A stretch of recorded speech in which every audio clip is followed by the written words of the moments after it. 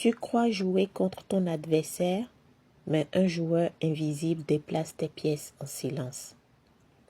Sur l'échiquier de la vie, il connaît les coups que tu n'oses pas jouer, les décisions que tu repousses et les moments où tu choisis l'abandon avant même d'avoir essayé.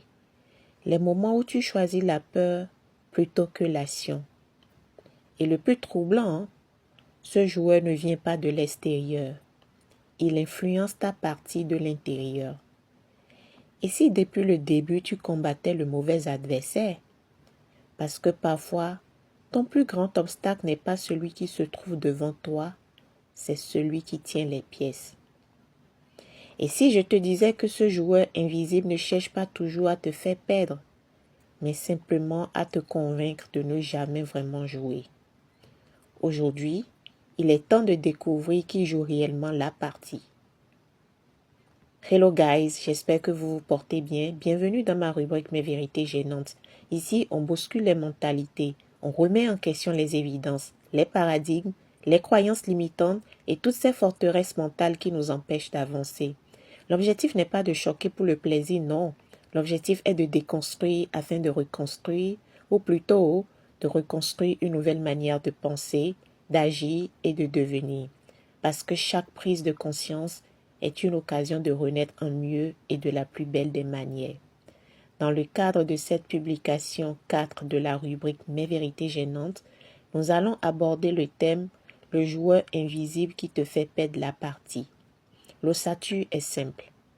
Nous allons faire se rencontrer 4 catégories de personnes autour de 5 vérités inconfortables.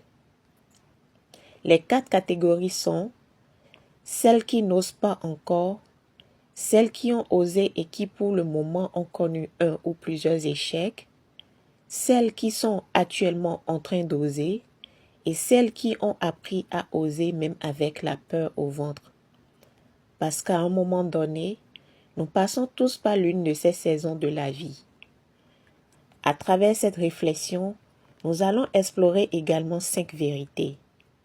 La première, le potentiel seul ne transforme pas une vie.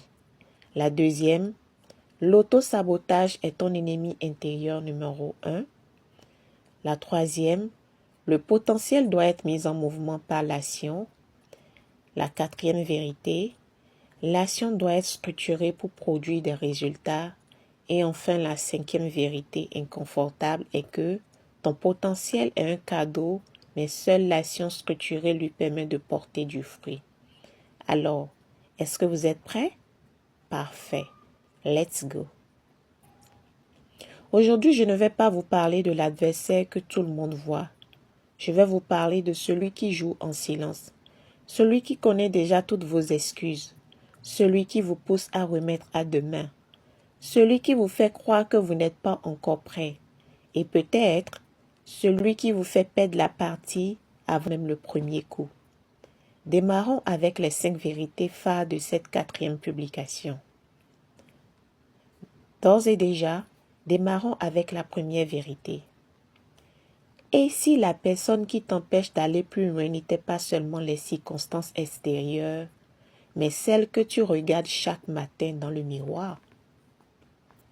Je sais que cette hypothèse peut être inconfortable pour certains d'entre nous, parce qu'il est souvent plus facile de regarder ce qui nous manque, le manque d'argent, le manque d'opportunités, le soi-disant manque de temps, le manque de soutien, les circonstances de toutes sortes et autres, et bien d'autres raisons encore. Je ne nie pas leur existence ni leur impact. Oui, certaines de ces réalités existent et peuvent parfois être lourdes à porter. Mais aussi réelles soient-elles, elles ne pèsent parfois pas aussi lourd dans la balance que ce que nous refusons de voir en nous-mêmes. L'une des vérités que nous devons avoir le courage de regarder en face est la suivante. Parfois, ce qui bloque notre progression, ce n'est pas ce qui nous arrive, c'est ce que nous faisons ou ce que nous refusons de faire avec ce que nous avons. Voici ma première vérité. Le potentiel seul ne transforme pas une vie. Beaucoup de personnes ont du potentiel, elles ont des idées, elles ont des talents, Elles possèdent une intelligence particulière. Elles portent une vision de la personne qu'elles aimeraient devenir. Pourtant, un potentiel qui n'est jamais exprimé reste invisible. Une idée qui n'est jamais exécutée reste une pensée. Un talent qui n'est jamais développé reste une capacité cachée, parfois même un immense gâchis.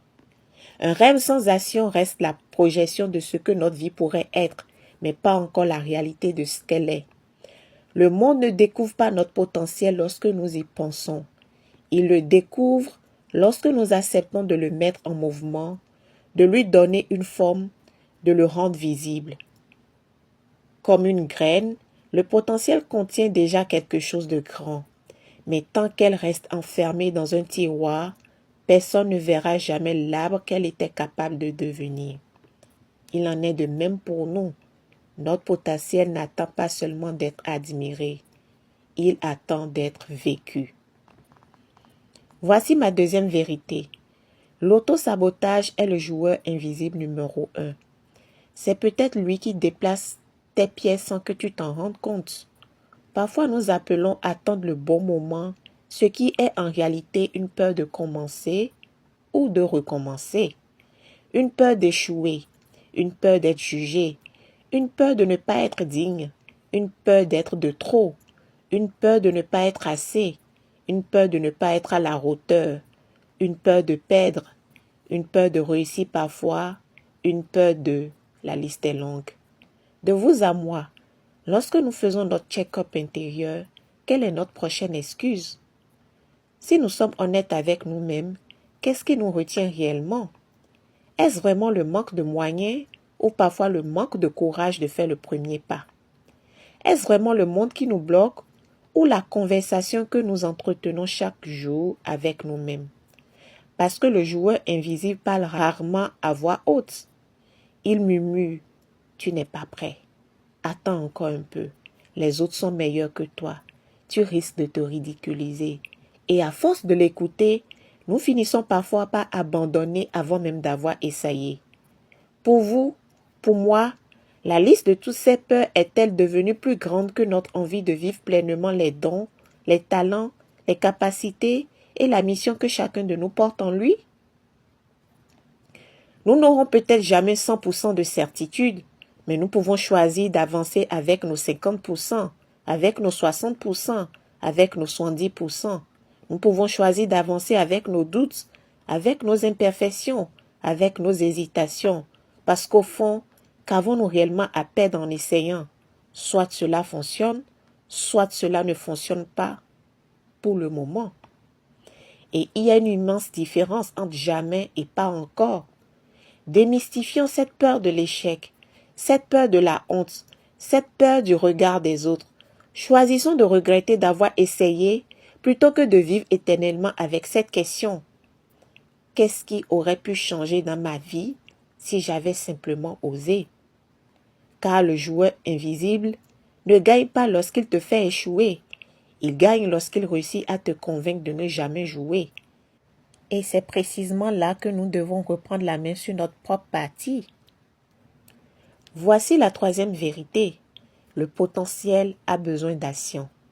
Certaines personnes ne manquent pas de capacité. Elles manquent de passage à l'action. Elles attendent d'être parfaitement prêtes. Elles attendent d'avoir toutes les réponses. Elles attendent que la peur disparaisse. Elles attendent que les circonstances soient idéales. Elles attendent. Et pendant qu'elles attendent, la vie, elle, continue d'avancer. Le fait est que personne ne devient courageux avant d'agir. Le courage n'est pas une émotion que l'on attend. Le courage est une décision. Une décision que l'on prend même avec la peur au ventre, parce que l'action précède souvent la confiance. Nous avons parfois tendance à croire que nous agirons lorsque nous aurons confiance en nous, mais bien souvent c'est l'inverse qui se produit. C'est en agissant, en essayant, en tombant, en apprenant et en recommençant que la confiance commence à se construire. Aucun enfant n'apprend à marcher sans tomber. Pourquoi voudrions-nous réussir notre vie sans accepter nous aussi quelques chutes en chemin? Chaque tentative nous enseigne quelque chose. Et pour une petite parenthèse, cette réflexion étant longue, nous allons continuer dans la partie 2 À bientôt. Bisous.